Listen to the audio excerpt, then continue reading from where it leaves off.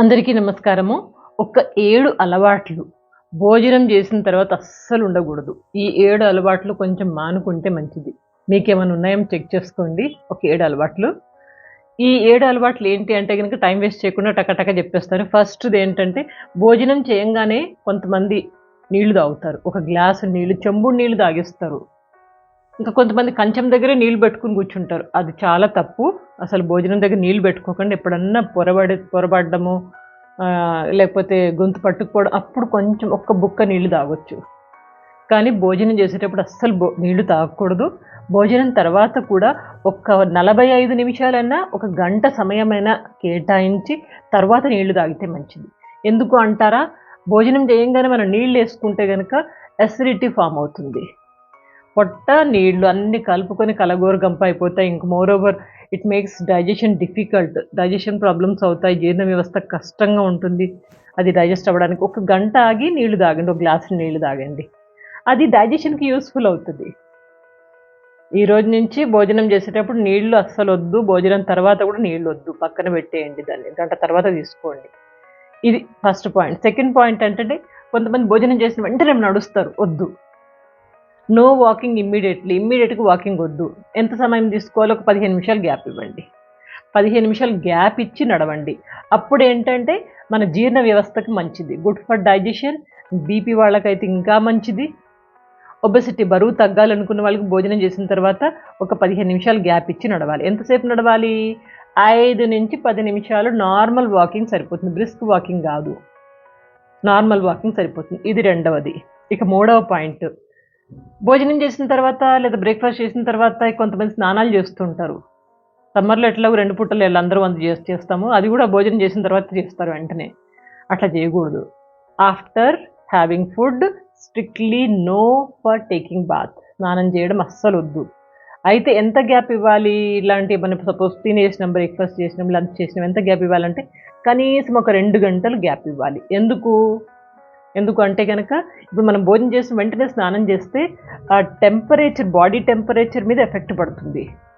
And it leads to digestion problem. మన జీర్ణానికి కూడా కష్టం అవుతుంది. ఈ రెండింటి బ్యాలెన్స్ చేసుకోవడం కోసం భోజనం చేసిన తర్వాత కనీసం 2 గంటలు గ్యాప్ ఇచ్చి స్నానం చేయడం మంచిది. లేదా భోజనానికి ముందే స్నానం చేస్తే ఇంకా మంచిది. ఇది మూడవ పాయింట్. ఇక తర్వాత కొంతమంది భోజనం చేసిన వెంటనే పడుకుంటారు. Taking naps strictly no. భోజనం చేసిన తర్వాత పడుకోవడం అస్సలు తగదు. ఎందుకు అంటారే చాలా డేంజర్. ముఖ్యంగా it disturbs the entire digestion system. మొత్తం డైజెషన్ సిస్టమ్ని ఖరాబ్ చేస్తుంది. అండ్ లావెక్కిపోతాము, డైజెషన్ కష్టమైపోతుంది. అనవసరమైన పొట్టకు సంబంధించిన అనేక వ్యాధులు వచ్చేస్తాయి. భోజనం చేసాక పడుకోవడం తగదు. ఏదైనా పని చేసుకోండి, కూర్చోండి, ఏదైనా చేసుకోండి. ఇక 1 గంట 2 గంటలు గ్యాప్ ఇచ్చి కావాలంటే 15 నిమిషాల పవర్ నాప్ సరిపోతుంది. అంతకంటే ఎక్కువ వద్దు. కావాలంటే యోగ నిద్ర పెట్టుకుని మన ఛానల్లో ఉన్నాయి కదా, 15 నిమిషాలు రిలాక్స్ అయిపోయి మళ్ళీ లేసి కూర్చోండి. కానీ గంటలు పడుకోండి. ఇక నెక్స్ట్ది, భోజనం చేసిన తర్వాత no exercise and yoga exercise చేయడం, ఇంకేదో డాన్స్ చేయడం, ఇలాంటివన్నీ అస్సలు వద్దు. సైక్లింగ్ చేయడం, ఏది వద్దు అలాంటి యాక్టివిటీస్. ఎందుకంటే మనకి పొట్టకి ప్రాబ్లం అవుతుంది. కానీ వజ్రాసనం ఒక్కటి కూర్చోవచ్చు. మీకు ఆల్రెడీ కూడా చెప్పాను. వజ్రాసనంలో చక్కగా ఒక 5 నిమిషాలు కూర్చోండి. ఇది మంచిది డైజెషన్కి. కానీ యాక్టివిటీస్ లైక్ పరిగెత్తడం, దుంకడము, ఆడడం ఇలాంటి ఏమీ వద్దు. ఇక next point, strictly no tea and coffee. టీలు కాఫీలు తాగుతారు బ్రేక్ఫాస్ట్ అవ్వగానే, ఇంకా లంచ్ డిన్నర్ అవ్వగానే. నో, కాఫీ టీలు అస్సలు వద్దు. ఎందుకంటే ఇది అసిడిటీని ఫామ్ చేస్తుంది. అండ్ డైజెషన్ ప్రాబ్లమ్స్ కూడా బాగా అవుతాయి దీంతో. భోజనం చేసిన తర్వాత టీ కాఫీలు అస్సలు వద్దు. తర్వాత తాగొచ్చాం ముందుకు తాగొచ్చాం అంటే అది కూడా కొంచెం మెల్లమెల్లగా మానేయండి. అసలు మంచిది కాదు. దీనికన్నా మంచి అలవాట్లు, మంచి డ్రింక్స్ మీకు నేర్పిస్తున్నాను కదా, అవి తాగండి, సరిపోతుంది. ఇక లాస్ట్ పాయింట్, భోజనం చేసిన తర్వాత కొంతమంది పండ్లు కట్ చేసుకొని తింటారు. No fruits, no sweets. చాలా డేంజర్ ఇది.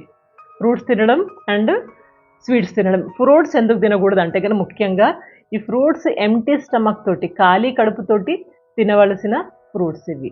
పొద్దున కానీ లేదా సాయంత్రం కానీ ఖాళీ కడుపుతో తినండి. అది మంచిది పొట్టకి.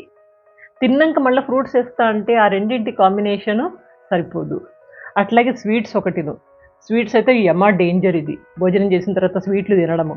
స్వీట్లు, ఐస్ క్రీమ్స్, డిజర్ట్స్ ఇవన్నీ తింటూ ఉంటారు కదా. ఎందుకు తినకూడదు అంటే కనుక ముఖ్యంగా ఇది డయాబెటిక్కి కారణం అవుతుంది. తిన్న తర్వాత మనం స్వీట్ తింటే ఈ రెండింటి కాంబినేషన్లో డయాబెటిక్ లేకపోయినా కానీ డయాబెటిక్ అయ్యే ఛాన్స్ ఉంది. అండ్ ఇంకొకటి ఒబెసిటీ ఒకటిను, బరువు కూడా బాగా పెరుగుతారు. అసలు స్వీట్స్ అంటేనే బరువు పెంచుతాయి బాగా, నాట్ గుడ్ ఫర్ హెల్త్. ఎప్పుడన్నా ఒకసారి కొంచెం వేసుకున్నామో ఖాళీ కడుపుతో ఎప్పుడైనా సాయంత్రమో ఎప్పుడైనా తిన్నామంటే సరిపోతుంది, కానీ తిన్న తర్వాత అయితే ఇమీడియట్గా స్ట్రిక్ట్లీ నో. 7 హ్యాబిట్స్ చెప్పాను మీకు, ఒకసారి రీక్యాప్ ఏమైనా ఒకసారి చూసుకోండి. తిన్న తర్వాత మనము నో వాటర్ తాగకూడదు, ఒక గంట అయినా గ్యాప్ ఇచ్చి తాగాలి. అండ్ నో వాకింగ్, స్నానం చేయడం ఆపేయాలి తిన్న తర్వాత.